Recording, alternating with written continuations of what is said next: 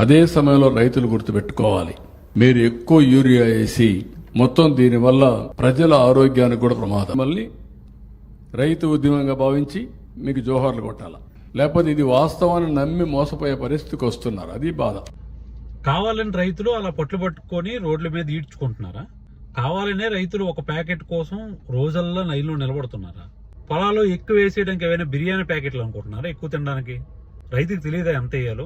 రైతు ఎంత అవసరమో అంత మీరు సప్లై చేయండి. 94,000 టన్నులు ఉందని చెప్పారు. ఎక్కడుంది? రాష్ట్రంలో వ్యవస్థలపైన మీకు అంత పట్టు లేదా? వ్యవసాయ మంత్రికి ఆ పట్టు లేదా? లోకేష్ గారిని అడగండి ఎక్కడుందో చెప్తారు.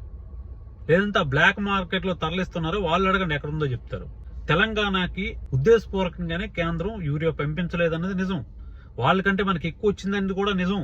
కానీ అది రైతులకు చేరిందా లేదా కావాలనే బ్లాక్ మార్కెట్లో ఉంచి ఎక్కువ రేటుకు అమ్ముకుంటున్నారా?